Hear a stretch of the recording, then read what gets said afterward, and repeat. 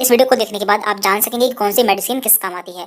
और ये जानना आपके लिए बहुत ज़रूरी है, क्योंकि कई बार हमें मेडिसिन लेनी पड़ती है या फिर हमें किसी को भी मेडिसिन देनी पड़ सकती है।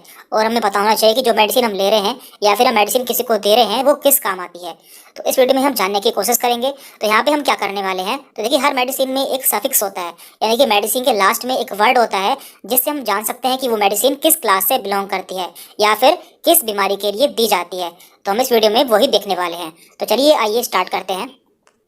तो देखिए किसी भी मेडिसिन को हम उसके सफिक्स से जान सकते हैं। जैसे कि हमारा पहला सफिक्स है यहाँ पर केन।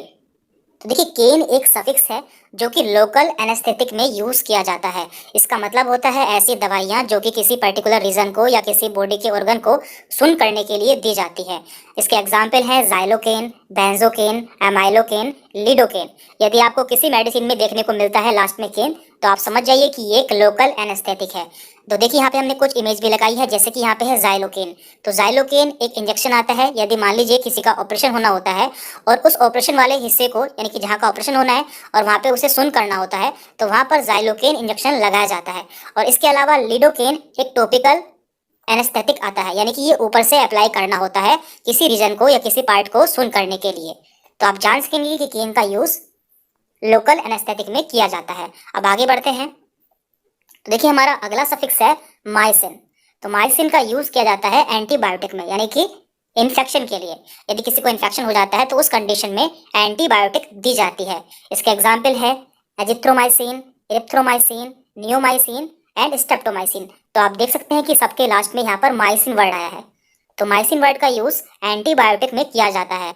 और यहाँ पे हमने कुछ इसकी इमेज भी लगाई है, जैसे कि स्टेप्टोमाइसिन इंजेक्शन। तो ये इंजेक्शन बैक्टीरिया के इन्फेक्शन के रूप में लगाया जाता है, यानी कि किसी को यदि बैक्टीरिया का इन्फेक्शन हो जाता है तो उसे ये इंजेक्शन लगाया जाता है। और यहाँ पे नीचे है नियोमाइसिन। तो नियोमाइसिन ये ऑइंटमेंट है, यानी कि ये ऊपर से लगाई जाने वाली क्रीम है जो कि बैक्टीरिया को किल करती है। तो इस तरह से आप जान पाएंगे कि माइसिन का यूज एंटीबायोटिक के रूप में किया जाता है। अब आगे बढ़ते हैं। हमारा अगला सफिक्स है ओलोल। तो यहाँ पे ओ लोल। तो ये होते हैं बीटा ब्लॉकर्स। तो ये किसका यूज किया जाता है हाइपरटेंशन में या फिर हार्ट अटैक में, यानी कि यदि किसी को हार्ट से संबंधित कोई बीमारी होती है तो उसमें बीटा ब्लॉकर्स का यूज किया जाता है। और इसके एग्जाम्पल्स हैं मेटाप्रोलोल, एटिनोलोल, एस्मोलोल, बीसोप्रोलोल। तो यहाँ पे हमने इसकी इमेज भी लगाई है, एटिनोलोल टैबलेट। तो आप देख सकते हैं जनरली इसका यूज हाई ब्लड प्रेशर के पेशेंट में किया जाता है, यानी कि ऐसे पेशेंट जिनका ब्लड प्रेशर हाई रहता है तो उन्हें ये मेडिसिन दी जाती है। तो इससे आपको याद रहेगा कि बीटा ब्लॉकर्स का यूज हाई ब्लड प्रेशर में या फिर हार्ट की किसी और प्रॉब्लम में किया जाता है। तो अगला सफिक्स है माइड एंड जाइड। तो इन दोनों का मतलब होता है डाययूरेटिक्स। तो इनका काम क्या होता है, ये हमारे यूरिन को बढ़ा देती है, यानी कि इन्हें लेने के बाद हमें बार बार यूरिन आता है।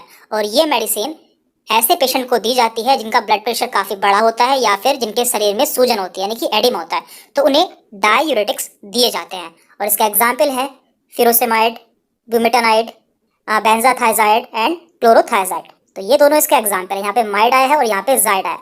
यहाँ पे हमने एक इसकी इमेज भी लगाई है लैक्सिस, जो कि कॉमनली यूज की जाने वाली डाययूरेटिक है। ये बहुत ज़्यादा यूज की जाती है। आगे बढ़ते हैं।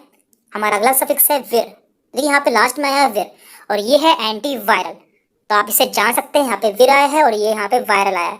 तो यहाँ पे ये वायरस के लिए यूज की जाती है, यानी कि वायरस के इन्फेक्शन के लिए यूज की जाती है। इसके एग्जाम्पल्स हैं एसाइक्लोविर, रेटिनाविर एंड इंडिनाविर। और यहाँ पे हमने इसकी इमेज भी लगाई है जो कि सिप्ला कंपनी की है, और ये एसीविर नाम से आती है। लेकिन आप देख सकते हैं यहाँ पे जो जो इसका यहाँ पे जेनेरिक नेम है वो एसिलोविर यूज हुआ है, और ये जो है ये इसका ब्रांड नेम है। देन इसके बाद है पाम। देखिए इनका यूज एंटी एंजाइटी के रूप में किया जाता है, यानी कि यदि किसी को घबराहट होती है, बेचैनी होती है या फिर उसे नींद नहीं आती है, तो ऐसी कंडीशन में इन ड्रग्स का यूज किया जाता है, जैसे कि डायजेपाम, लोरिजेपाम। तो इन दोनों के लास्ट में पाम आया है। और यहाँ पे हमने इसकी इमेज भी लगाई है जिसमें आप देख सकते हैं यहाँ पे है डायजेपाम। तो इस ड्रग का यूज एंजाइटी के रूप में किया जाता है, यानी कि एंजाइटी को दूर करने के लिए किया जाता है। देन इसके बाद है स्टैटिन। देखिए स्टैटिन का यूज एंटी हाइपर लिपिडेमिक्स में किया जाता है, यानी कि ऐसे व्यक्ति जिनका लिपिड बढ़ जाता है, यानी कि कोलेस्ट्रॉल बढ़ जाता है, उन्हें स्टैटिन मेडिसिन दी जाती है। और इन पेशेंट को हार्ट अटैक के चांसेस रहते हैं, तो उसे दूर करने के लिए यहाँ पर स्टैटिन दी जाती है। इसके एग्जाम्पल्स हैं एटोरवास्टैटिन, सिम्वास्टैटिन एंड लोवास्टैटिन। यहाँ पे हमने इसकी इमेज भी लगाई है एटोरवास्टैटिन की। तो इस तरह से आपको याद रहेगा, यदि किसी ड्रग के लास्ट में स्टैटिन आता है तो वो लिपिड के लिए यूज़ की जाती है, यानी कि कोलेस्ट्रॉल को कम करने के लिए इस्तेमाल की जाती है। एंड इसके बाद में है सोन। देखिए, सोन ऐसी दवाई होती है जो कि स्टेरॉइड के रूप में यूज़ की जाती है, और स्टेरॉइड का काम होता है बॉडी में इन्फ्लामेशन को दूर करना, लेकिन इनके बहुत ज़्यादा साइड इफेक्ट भी होते हैं। इसलिए इनमें से आपको कोई भी मेडिसिन बिना डॉक्टर के प्रिस्क्रिप्शन के नहीं लेनी है। और इसके एग्जाम्पल्स हैं बेटामेथासोन, कोर्टिसोन, डेक्सामेथासोन। तो इन सभी मेडिसिन का यूज़ स्टेरॉइड के रूप में किया जाता है, जो कि बॉडी में इन्फ्लामेशन को दूर करती है। और यहाँ पे हमने इसकी एक इमेज भी लगाई है, तो आप देख सकते हैं कि हर मेडिसिन के ऊपर दो नाम लिखे होते हैं। जैसे कि यहाँ पे लिखा है डेक्सामेथासोन ऊपर लिखा है, और नीचे लिखा है डेक्सोना। तो देखिए, ये जो इसका डेक्सामेथासोन है ये इसका जेनरिक नेम है, जबकि जो डेक्सोना है ये इसका ब्रांड नेम है। तो ब्रांड नेम जो है वो कंपनी डिसाइड करती है, यानी कि कोई भी कंपनी किसी भी पर्टिकुलर जेनरिक नेम का या फिर सॉल्ट का ब्रांड नेम अलग रख सकती है, तो ये डिपेंड करता है। लेकिन आपको देखना होता है कि इसमें कौन सा जेनरिक है, यानी कि कौन सा इसके अंदर सॉल्ट है। तो इस तरह से आप मेडिसिन को पहचान सकते हैं। यहाँ पे हमने मैक्सिमम मेडिसिन कवर कर ली है, और जो मेडिसिन रह गई है वो हम अगली वीडियो में कवर कर लेंगे। और लास्ट में सबसे इंपॉर्टेंट बात, देखिए वीडियो केवल इसलिए बनाई गई है जिससे आप जान सके कि कौन सी मेडिसिन किस काम आती है, लेकिन आपको इनमें से कोई भी मेडिसिन बिना डॉक्टर के प्रिस्क्रिप्शन के नहीं लेनी है, यानी कि आपको ये मेडिसिन खुद से नहीं लेनी है जब तक आपको डॉक्टर सजेस्ट नहीं करते हैं। तो इस वीडियो में इतना ही था। यदि आपको कोई डाउट रहता है तो आप हमसे कमेंट करके पूछ सकते हैं। Thank you very much.